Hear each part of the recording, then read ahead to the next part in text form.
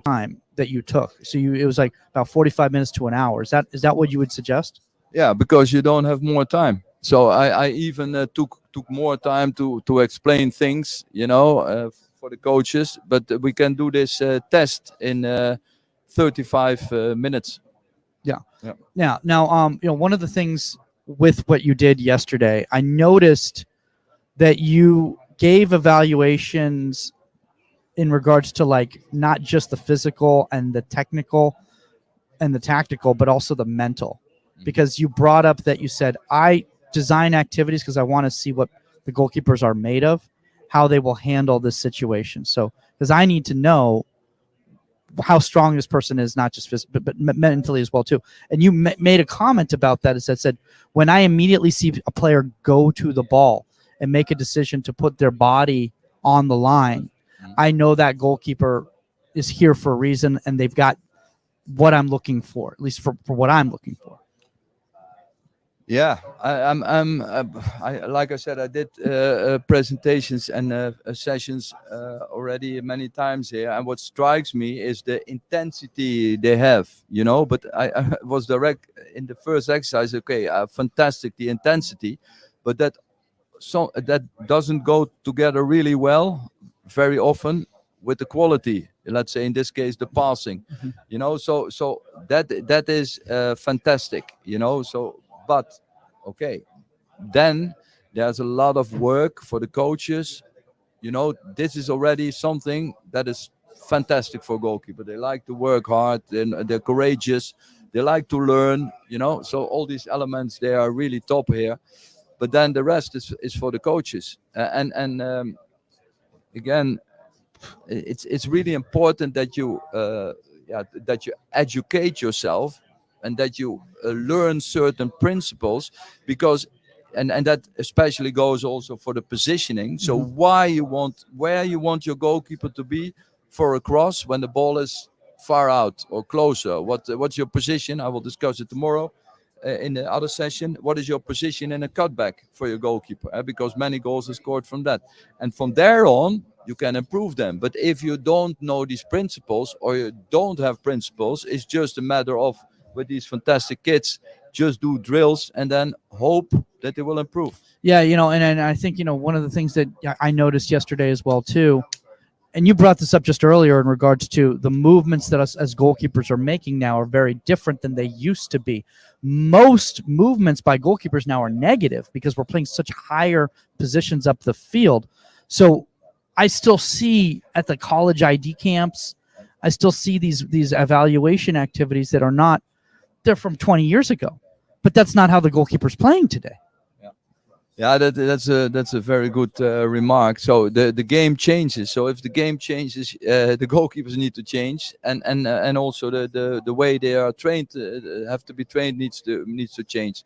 And then also I see it many times in Belgium with the goalkeepers, but now is the tendency that they are playing too high. In Belgium, they are playing too high. Too high.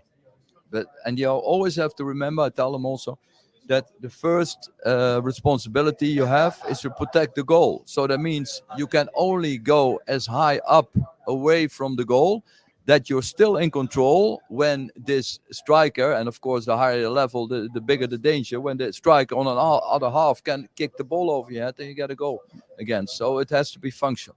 Now, I have a question for you, because obviously, it's great to evaluate from this standpoint in these activities, but you ultimately do need to see them in some sort of game-like environment.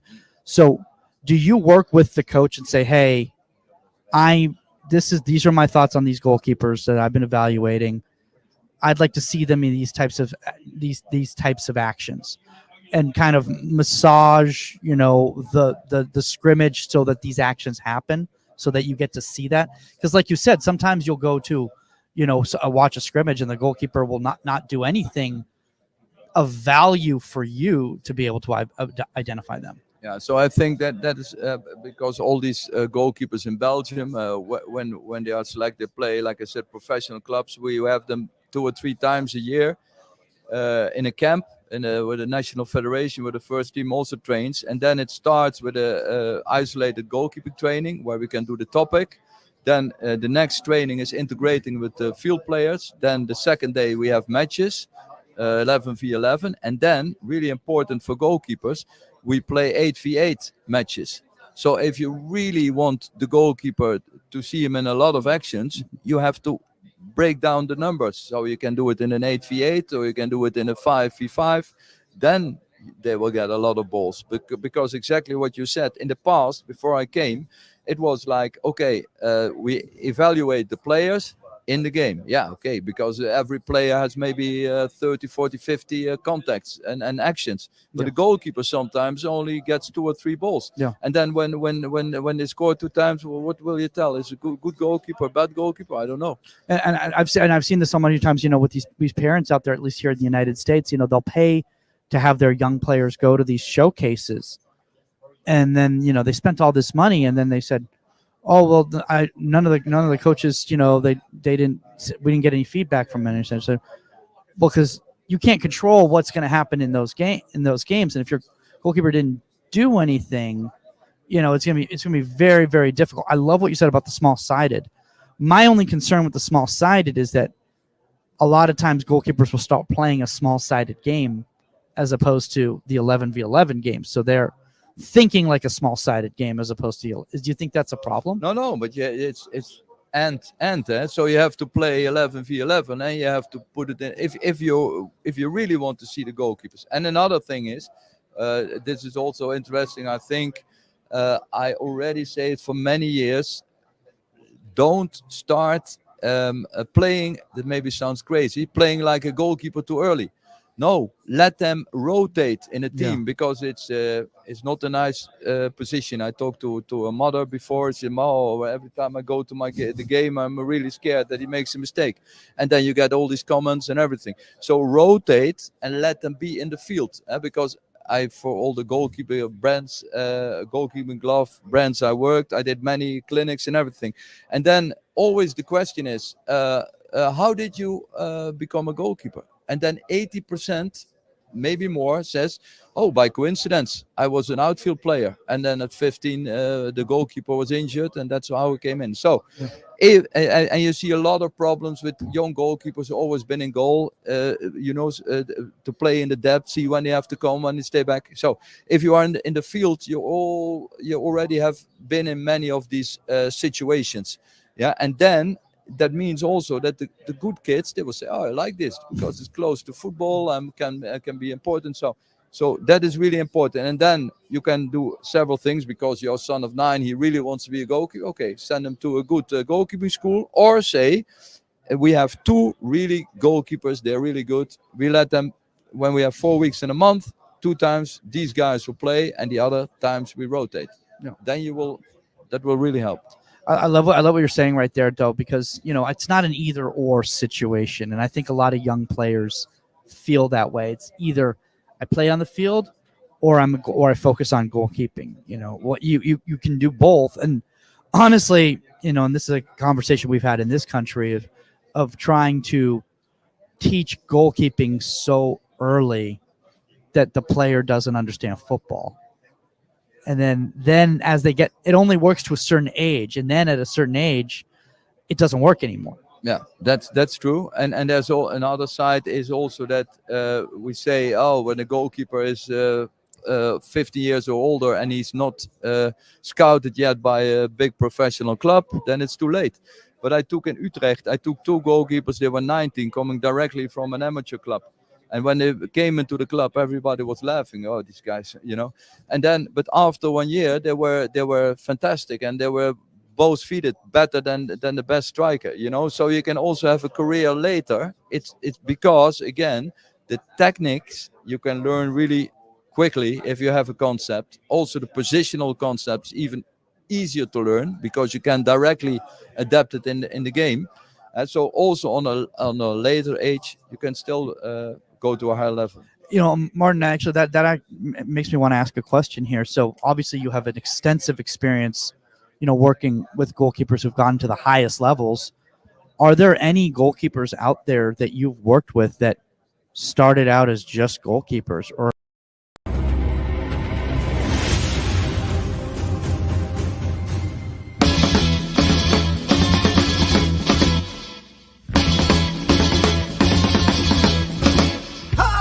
Welcome to Inside the 18, live from Philadelphia at the United Soccer Coaches Convention.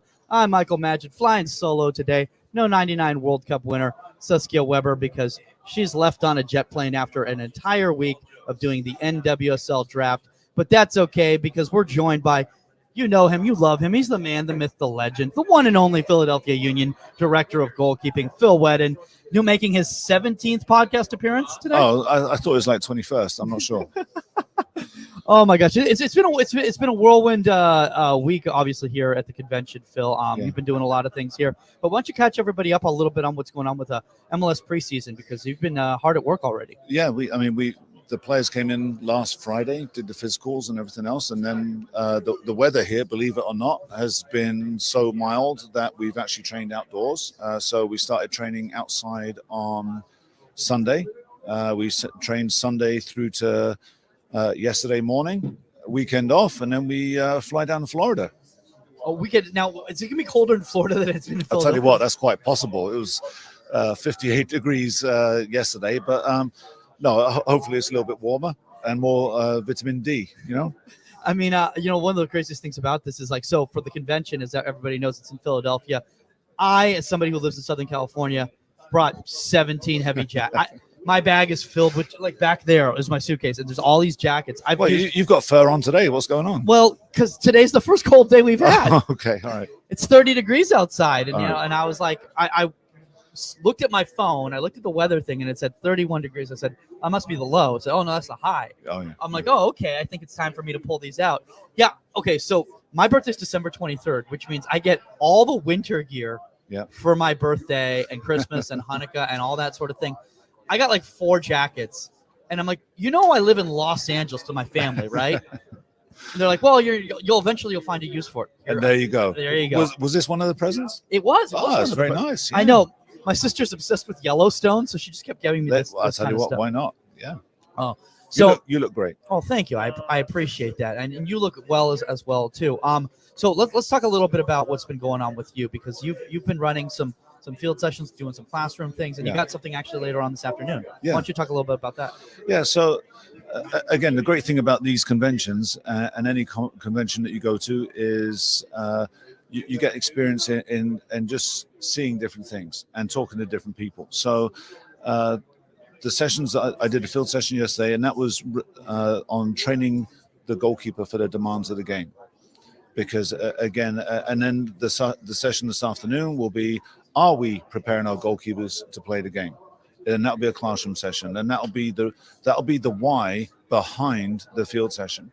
So you're going to see if people actually paid attention during the field session by going to the classroom session. Kind of, okay. Kind of, but again, the thing that I found, and I've had some really interesting discussions here. The thing that I found, and even in my session yesterday, you've got people, picking apart the sessions and things like that, instead of having an open mind and saying, well, that's interesting, I hadn't thought of that. Because I feel like in goalkeeping in particular, and obviously we're talking goalkeeping, it's a cutthroat situation. Everyone's trying to get customers and everything else if we're working, and it's got to be this way and not this way. So my thought is always, can I provoke thought in other people? And that's the goal of the session this afternoon. Provoke thought, not right or wrong, just provoke thought. It might be different. Yeah, I never thought about that. I was, the territorialism in regards to goalkeeper coaching, at least here in the United States, for those of you guys who are watching around the world, our culture here is a little bit different in regards to the fact that we have a lot of private and group training that's separate from an academy or a club. And a lot of goalkeeper coaches in their areas feel like they're direct competition for a market. Yeah, absolutely. So human nature then is to say, well, no, he does it this way or she does it that way, and that's the wrong way, and my way is the right way. But that again, I feel like if you have an open mind and you develop as a coach, players will naturally gravitate towards you.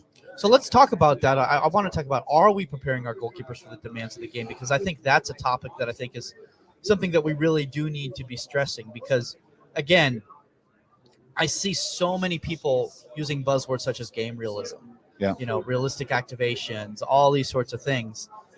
But if it's not actually being effective in the game, are they really being realistic to the demands of the game? Right. Yeah, and that's the thing. I mean, this is going on social media. You look anywhere on social media. Like I clicked on social media this morning, and the first thing I see is someone shuffling forward through poles and then saving a volley. And I'm thinking, oh my goodness, really? We haven't evolved as coaches. 70% of goalkeepers' movements are backwards and lateral when defending the goal. And I know you've heard me say that before. So why do we still do things that are not realistic to the game? And you're talking about game-like and realistic. That can be as simple as in the warm-up. What is the movement in the warm-up? What is the service in the warm-up? It doesn't. I'm not saying that everything should be 4 or 5 players and doing all that. What I'm suggesting is when you say game-like, and this is my philosophy, the movements need to be realistic. So there's I don't believe that there's any time in a game that a goalkeeper shuffles forward like 3 or 4 times, side to side, and saves the ball. And I've preached that so many times. And again, not right or wrong. That's just my own personal philosophy. But I think the starting position thing is such a great thing too, because not saying like I'm anything special, but after talking to people like yourself, a couple of years ago, I started recognizing that the demands of the game based on where these young players are now being positioned, their starting position, is affecting their movement. So if I'm training them, like you're saying, backwards, forwards, up, but their movement is primarily negative, well, then my starting positions have to be much more higher up the field because that's where the actions are taking place. You have to change. You have to change the starting point in exercises. You have to change the movement of the ball. And again, sometimes to make things more realistic for a goalkeeper, it has to be a moving ball. And I know, and I do it as well. We strike balls, dead balls off the ground, and there's always a why behind it. But positionally, I actually had this conversation with Carl Spratt, who is on the field with me every day. He's our Union 2 goalkeeper coach. He's a fantastic goalkeeper coach in his own right. And I said to him on Thursday morning, I said, look at the training area. And what do you notice? And we're looking at the grass.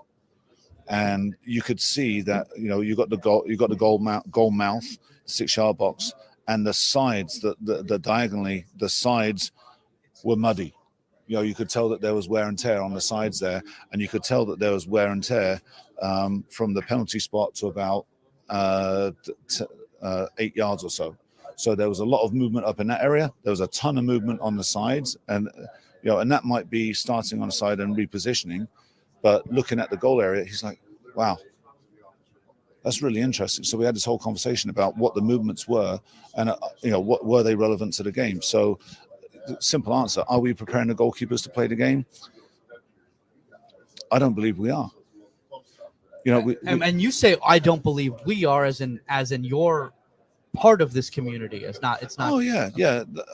And if you're able to, I know you've got to catch a plane this afternoon, but if you're able to come to to my session, I'll show a video of me doing it, of me doing things that I'm now saying we should evolve from. So I'm as guilty as anyone else. But again, you turn on Instagram and you see a goal and you see a 6-yard box, and then you see people training off to the side over here and not using the natural parameters that the goalkeeper works in their training session. You got mannequins and nets and tarps and you name it. You got a circus over here when the game takes place over here.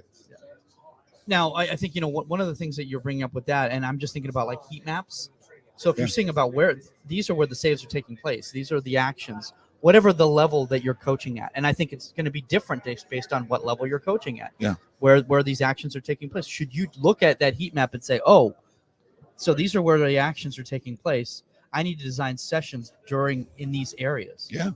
There was actually I did a presentation a while ago, and we looked at the difference in heat maps. We're talking about heat maps from 2015 to 2021 in the MLS, and what you saw was obviously you got the goal mouth is on fire, but then the goal, and it was all goalkeeping actions. But outside the box, the heat map sort of diminished outside the box. 2021, the heat map was obviously on fire in the goal mouth again and in the area, but then outside the area, you could tell that there were far more actions in 2021 in the MLS, this is, for all teams outside the area. So obviously tactics have changed. The role of the goalkeeper has changed. The goalkeepers have had to evolve. So again, as goalkeeper coaches, we need to evolve and incorporate that space in our training. So the goalkeeper's role in out of possession is defend the goal area, defend the space. So how can we incorporate all that into our session? And I think, you know, one of the things that I find personally fascinating is I'm starting to see at the younger ages, defending the space becoming more commonplace. Yeah. Just even like 5 years ago, I'd sit watch a youth session and almost everything was defending the goal and maybe. And through the magic of editing, you guys have no idea that anything just happened right now. It's actually another day right now. We're just wearing the same clothes. Yeah. These are what they call pickups in Hollywood. That's what they're doing actually. Actually, Phil's in Los Angeles right now. As we Yeah. speak. Hi. Yeah. Why are you wearing the coat? But we were talking earlier just in regards to like defending the space and everything like that, and youth coaches starting to understand, because field coaches are now utilizing their goalkeepers higher up the field. Yeah. So with that comes understanding that when loss of possession is going to happen, shots are going to happen, actions are going to happen up that area. Can you talk a little bit more about that? Yeah, again, depends on whether you're talking the youth game, the academies, everything else. So the system of play, the requirements of the goalkeeper vary, and the actions of the goalkeeper vary. So defending high has become a more let's say a fashionable way of playing for many teams. And in the youth game, a lot of that happens often by default. You know, players just want to press, which is great. That's fine. That's but now we've got to understand that the goalkeeper must move with the ball, which can be risky.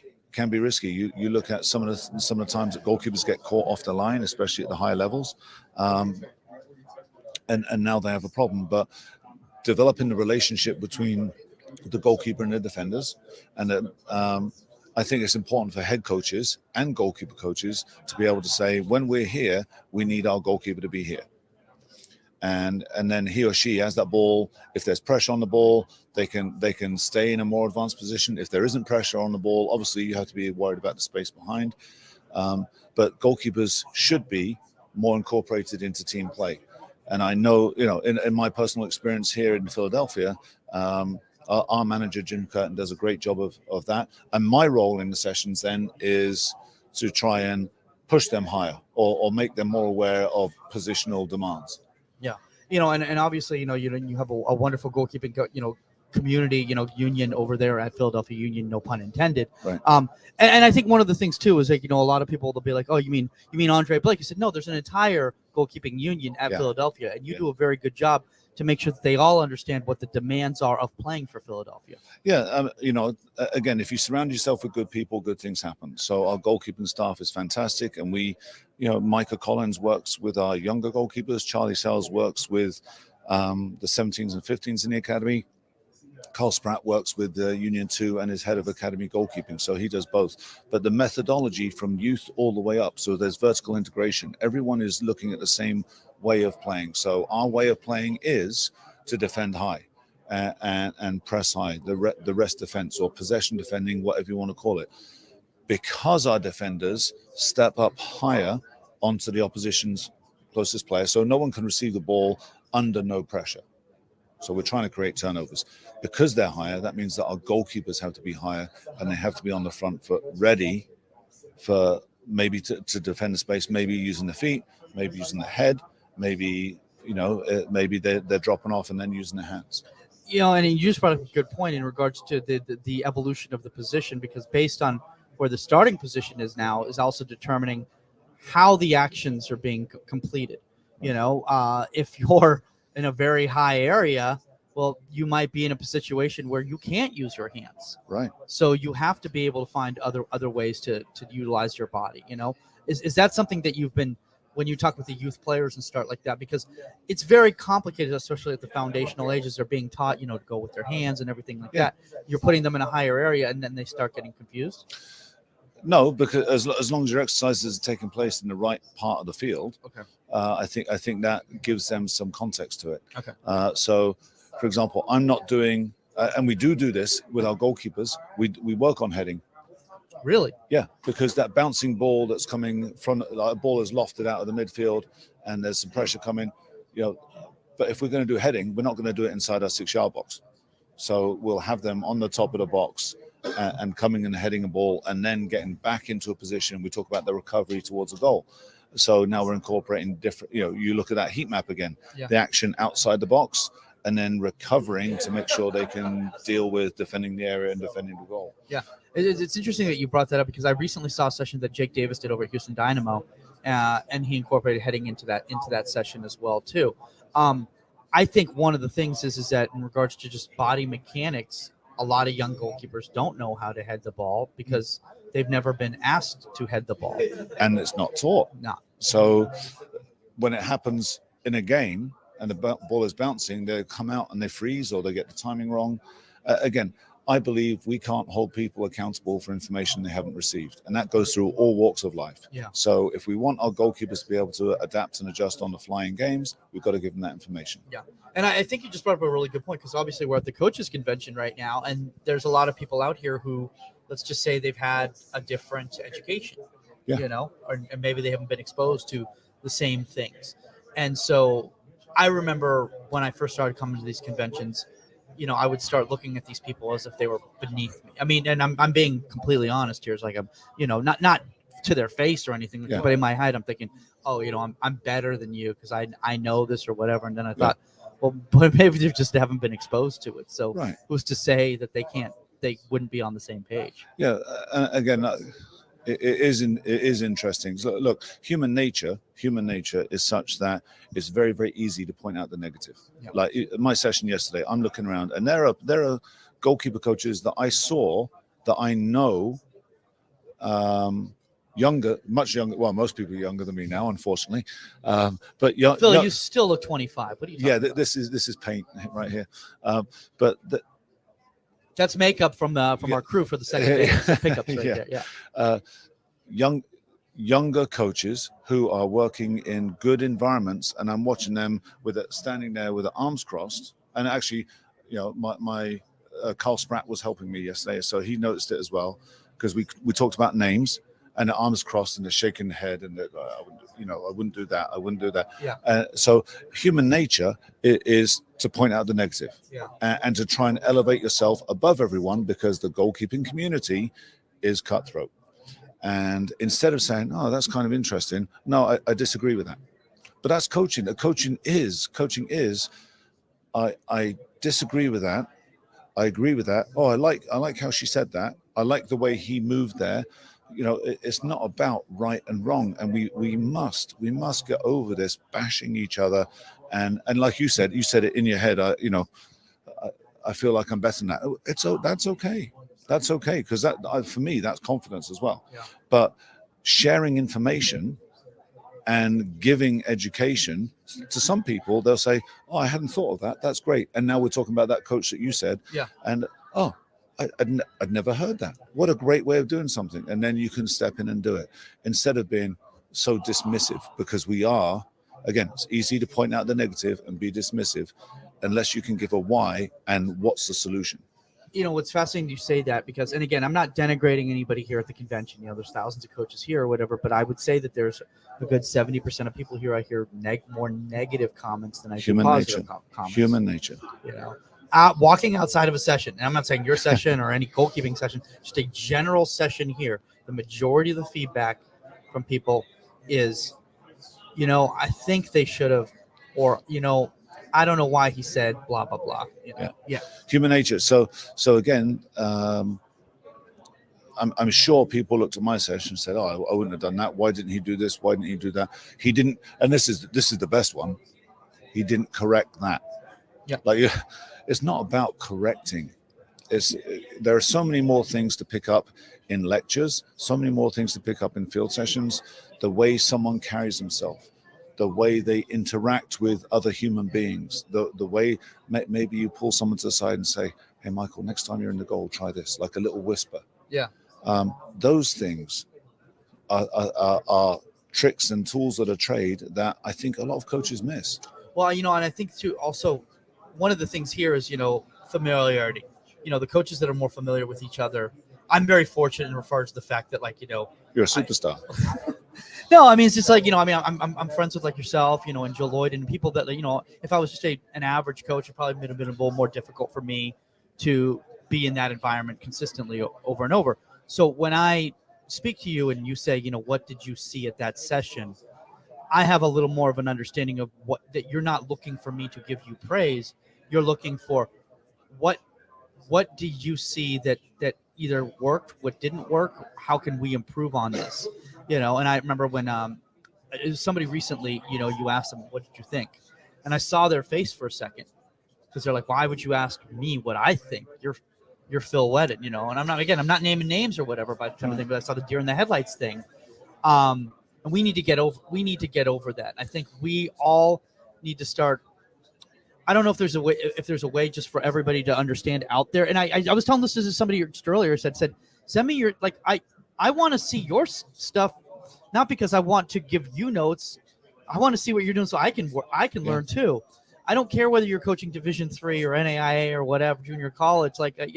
You might have something I've never seen before, or thinking something in a different way. And so we just kind of need to get over this elitism that I see a lot of times in the goalkeeping community.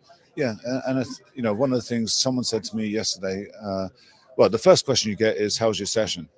And my answer is always, I don't know. You have to ask other people. The best compliment I got yesterday was, I would have loved to have been in the session. So, and that for me was fantastic. And then I had other people saying, well, why did you do that with the space?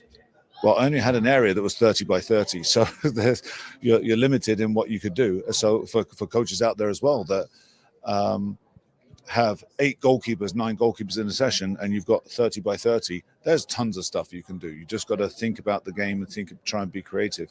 But, for me, if you ask Carl Spratt, so again, Carl is our second team coach, but he's a goalkeeper coach, but he's on the field with me as much as possible. Yeah. Because we have a good relationship, and it helps to cultivate that vertical integration that we talked about before. Yeah. My first question to him after a session is, what did you think about that? What do you think about that warm-up? How could we change that? That didn't work. What would you do differently? Because at the moment that I don't do that, then I stop growing as a coach. And people have to be able to say, well, and using the right terminology so you don't come across in the wrong way. So that, again, that's human interaction. They have to be able to say, what would have happened if you moved the mannequins 3 yards closer to the goal?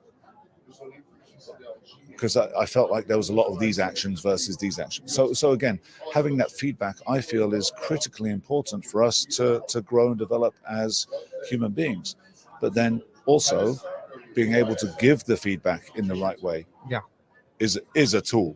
Absolutely. And you were talking about body language, and I was talking to Dan Abrahams about this. It says, your body language can dictate what you want out of your players. Oh, more so than even your voice. Oh my word. Because if you're saying something, but the body language says something different, you're sending mixed signals to that player. Yeah. Absolutely.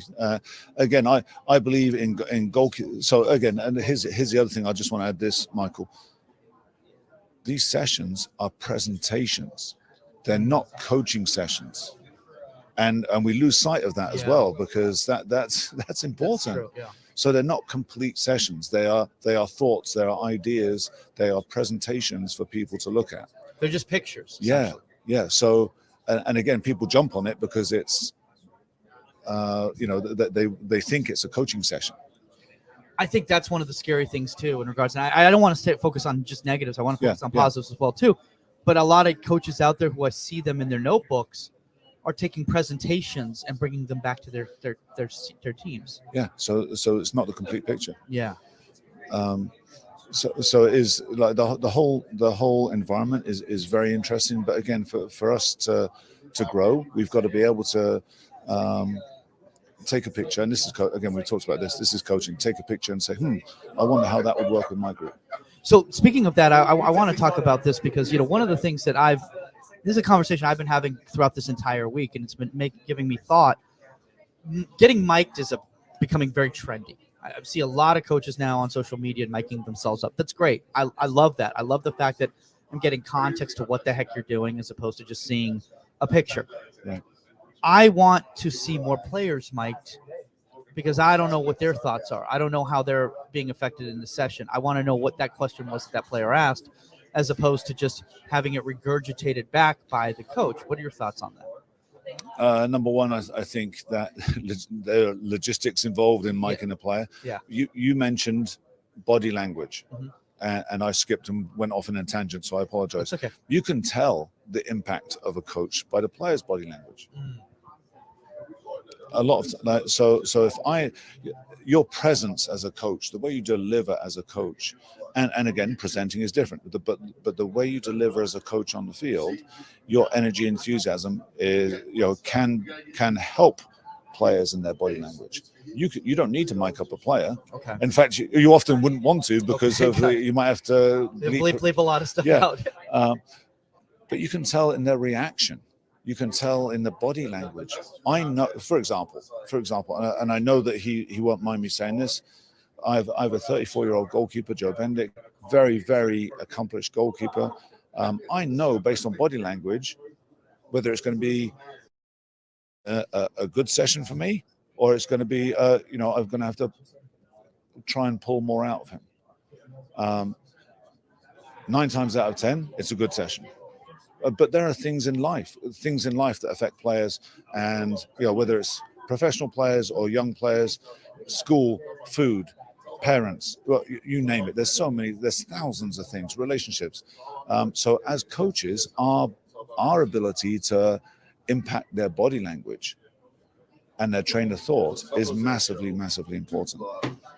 Yeah, that's actually a really good point in regards to, because I can't tell you how many times I've watched videos of sessions and I see the goalkeepers, their hands on their hips or their shrugged shoulders forward, or head down or whatever, and I go, well, these don't look like people that want to be there. Yeah, especially at the youth level. Yeah, or standing in lines. Yeah, like 5 deep, 5, 6 deep, and you're thinking, okay, well, so here's a story for you, and imagine this, because I had to walk away. So I'm watching a session. This is very recently. I'm watching a session, and there are 2 goalkeeper groups going, and they'll know who they are if they listen to the podcast. So I'm in a different country, and there are 2 goalkeepers groups training. One group training here, another organization. One organization here, one organization there. This organization had 4 coaches, and they had exercises that incorporated all the goalkeepers most of the time, whether they were serving. So there's very little time where they weren't involved in action. This group had 4 goalkeeper coaches as well, 8 goalkeepers per coach, 1 in the goal. The rest were serving at different points and rotating. So they were in the goal 1 every 8 times. I watched some of this. There was this one kid who had yellow shoes, so it was easy for me to track, even with my age and my bad eyes. So I watched. I started my watch. So I'm like, this doesn't look right. I started my watch. It was so in an hour-long session, he did 3 minutes of abs on the side while other people were in the goal, and he was and then he was rotated in to be a server. He serve. Then the groups rotated. He became a server on this end and serve. It was 18 minutes and 45 seconds before he got into the goal. Plus the 3 minutes of abs. All right, so you're talking now about 22 minutes total where this kid wasn't in goal. The first action he gets is a through ball. Player takes a touch towards him. He doesn't make the right decision. The ball goes in the goal. Coach, stop. And now chastises him for making the wrong decision. This kid hasn't been in goal for 22 minutes. Yeah. think about, and as a I had to walk away, because as a parent of that child, that's a disservice to the child. So in our environments, when we're working with the kids, working with whoever it may be, and the body language of this kid when he was in there as well is like, oh, really? Okay, let's go get water. Really? So body language speaks massively. So as coaches, we have a responsibility to really give our all to these goalkeepers, to the youth, because that is where the grassroots, that is where the most important aspects of the game need to be taught, because we're not doing it. So maybe it's not language specifically, but there's specific body cues that we really need to be mindful of. Yeah. And being able to change and adjust what we're doing based on that. I mean, like, I think I'm just thinking just out loud here, like, if, sessions I've done in the past where it's really hot out or something like that, and if I start recognizing players, slumping over on the knees, that sort of thing, okay, well, that's a cue that we should probably take a break, because they're not here, because they're focusing on the fact that they're thirsty, it's hot, that sort of a thing. Right. So is it something like something as simple as that, you would say? Or yeah, but again, reps, the number of reps, do they need 5 reps? What about if you rotated every 2 reps or every 3 reps, and whatever the actions were, so everyone was involved more? What if we asked questions of people that weren't necessarily in the goal? What did you see there? Sarah, did you see what she did? What do you think of that? What if we engage them in different ways? Yeah.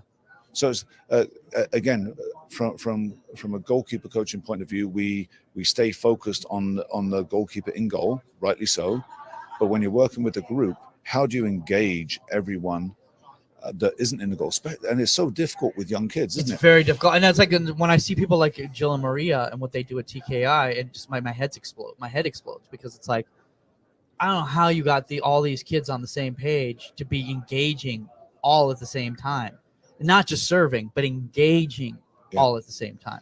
Because I watch her sessions, and Maria as well too. And it's like, they're not just serving, but then all of a sudden, then the play is coming back at them. So now there's an action on them. So we just need to put, I think maybe just, I don't want to say lazy, but we just need to put more thought into it, put more effort into it. Yeah.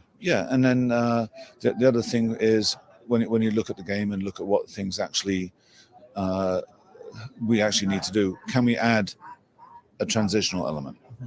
So what does the goalkeeper do with the ball when he or she gets it? Well, they chuck it away and they go make another save. Yeah. And then they chuck that ball away, or they give it back to the server because it's someone else's turn. Well, how about save here, distribute here, get back across here for a save, and then distribute back, and then have some sort of rotation where there's a thought in the player's mind to, now I've got possession of the ball, now I can initiate the attack. Even at young ages, the ability to roll a ball properly is a skill. Absolutely. I just had we just drafted a player. All right, he comes into training the first day. Not his best day as first day as a pro wasn't the best day, but it was save, toss the ball back to me, like just tossed back, so it's bouncing. That's learned behavior, though. Yeah, so I'm like, no, we don't do that. If you're going to distribute the ball, don't just toss it. So it was,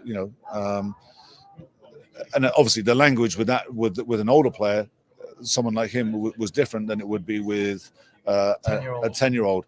Okay, when you give the ball back, here's what I would like to see, and paint the picture. And I mean, that's a whole other podcast in regards to like the university, and the lack of education going on at the university at the university level. I mean, because I've talked to so many people who, especially the USL level, the USL 2, 1 and 2 level as well, when they're like, I just feel like this goalkeeper hasn't had any training in the last 3 years. It's like, well, there's a 22-year-old who was a volunteer assistant, who was a grad student, who's now the goalkeeper coach. Yeah. So, and they haven't had any formal education. So, again, you don't know what you don't know. So, you can't fault that person. Maybe that person's gonna be a great coach one day, but they're not there yet. But I want to say this, my thing, and it blows my mind. And again, I'm not trying to toot my own horn, because I'm learning from people like yourself, but I will run sessions, and parents will come up to me and they'll be like, I've never had him be in a session or her, where it's in possession, out of possession. Every activity is in possession, out of possession. I said, but that's what they're asked to do in the game. Yep. I said, well, that's not what they do at their club. And I said, that's the problem. I shouldn't even exist. You shouldn't have to be paying me X amount of money outside of his MLS Next team to come and train with me. This should be going on at his club. That's so supposedly going to homegrown these play, and that's just me getting on my soapbox about it, But again, there's resources like yourself out there. Why aren't these coaches at these academies? Why aren't they utilizing resources like yourself? It's not like you're not there. No, and every time that I'm out somewhere or whatever, and I'm passionate about goalkeeping education. Yeah, it's not about being better than anyone else. It's nothing like that. It's not right or wrong. Use the resources that are there. I love talking goalkeeping. Doesn't matter who it's with. I had an unbelievable interaction yesterday after my session. Someone came up to me and said, "You talked about this step," and he said, "I'm a new goalkeeper coach. I just graduated. I'm going to be training the goalkeepers next year. Can you tell me about this?" And it was a great interaction. And I said, "Look, if I can help you in any way, here's my email. Reach out." So I have a question for you in regards to that. And again, we're going to be changing. We're going to fix college soccer right here, right now. This is how we're going to do this here. Obviously, you've been in the university system. Yeah. You've seen it, and you've been in the professional system. Is one of the problems is that the university programs are not given the resources, the budget to hire appropriate staff? Yes. Okay.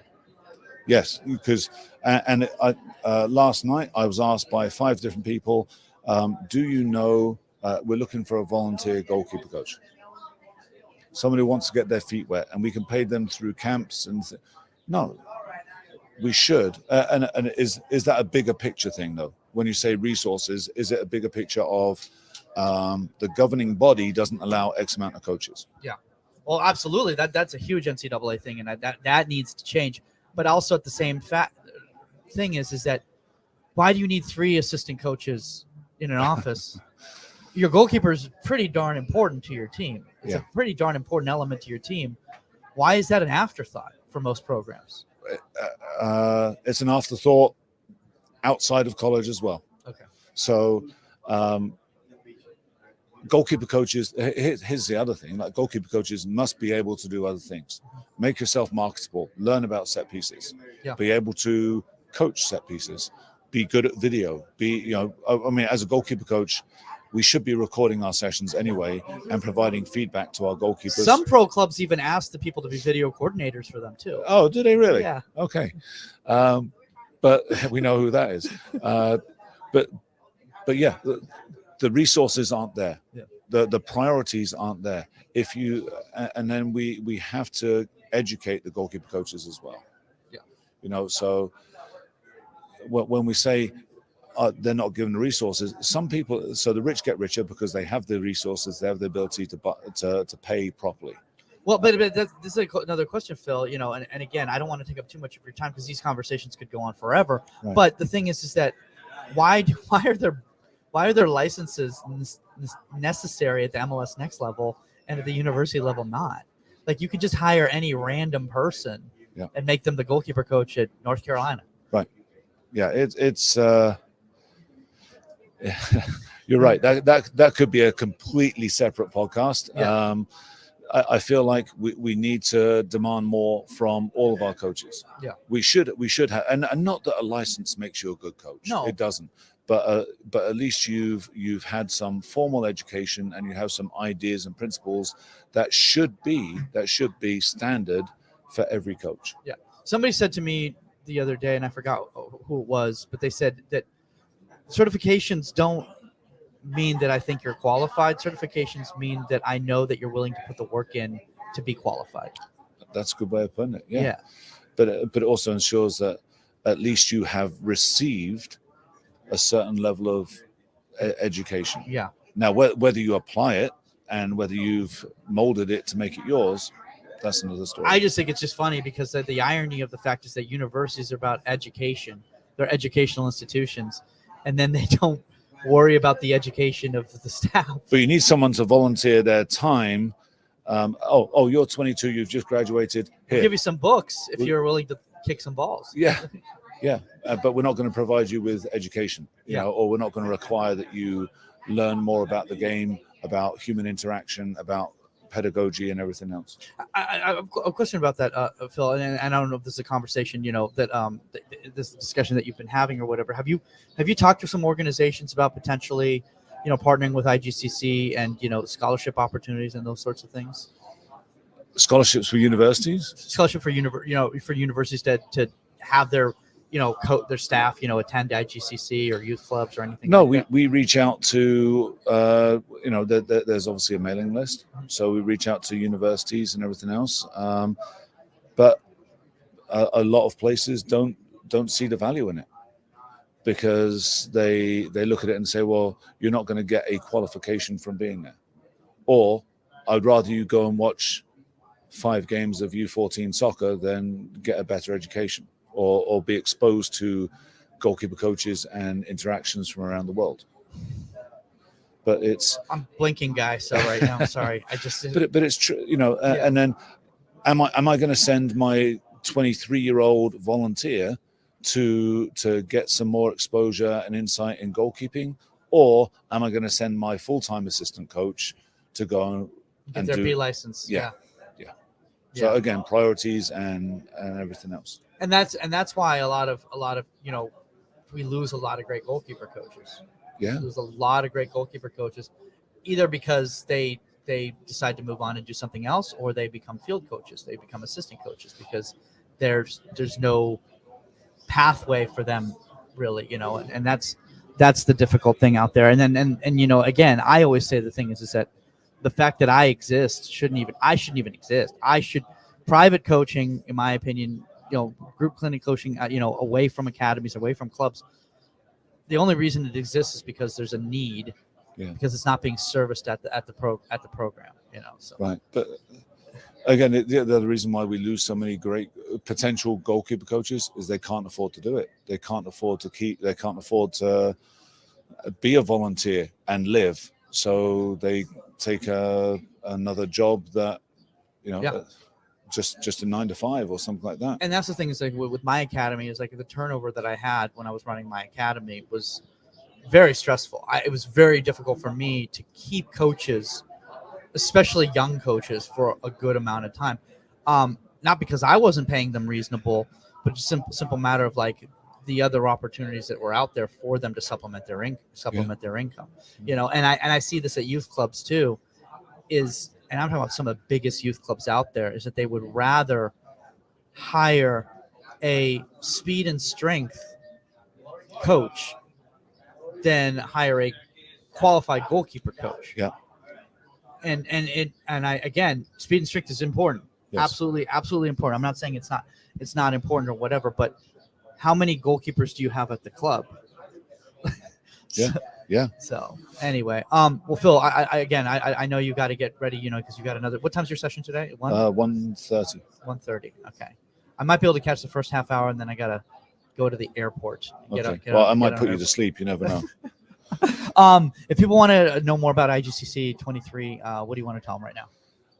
Well, first and foremost, don't pay full price. Okay. All right. There are codes out there. If you need a code, email me, phil@gkone.com. The website for the International Goalkeeper Coaches is www. That's difficult to say, by the way. www.internationalgoalkeepercoaches.com. The experience, and I just had another conversation earlier, the experience of interacting with goalkeeper coaches from around the world, sharing ideas, sharing philosophies, again, being exposed to coaches and methodologies that are vastly different is invaluable. As coaches, we need to pick and choose from other coaches and come up with our own style, our own methodology. And again, it's not right or wrong, but we can learn from everyone. So this is an open learning environment that is specifically aimed at goalkeeper coaches. And one thing I was eavesdropping over with your conversation, over with Eugenio over there, but you were saying is that it's not about just necessarily the education during the sessions and on the field. It's after taking a little bit of time to process everything that evening, when everyone's hanging out together in a more casual environment. That's really a good time to grow as well too, because everyone's brainstorming, everyone's provoking thought. Everyone is talking goalkeeping. The presenters are available basically 24/7 while they're there. It's an open environment. We encourage discussion, and whether that happens at a local establishment or whether that happens at the lunch table, whatever it may be, it's just an open forum, and the learning is 24/7 during that period of time, during the IGCC. So if you want to be immersed in a goalkeeping education environment in an open forum, then please come along, but don't pay full price. Speaking of that, guys, if you want to reach out to us, contact at inside18media.com for a guest suggestion or a topic suggestion. A lot of people say, when are you going to have Phil back on? When are you going to have Phil back on? Now that we're saying don't have Phil back on, don't. Go to IGCC, then you'll have your fill of Phil. Phil. Infinite amount of Phil. And guys, obviously, if speaking of engaging, please shout out to all you guys who have been on the Union. Fantastic place to engage, educate, entertain. It is completely free. Keep sharing it with all your friends, guys. We really, really love it. It's a better place than traditional social media to really engage and provoke thought. That's really one of the really awesome things that I love about seeing it out there. At Michael Magid, if you want to reach out to me directly. That's all the time on Inside the 18, and we are out. Later, guys.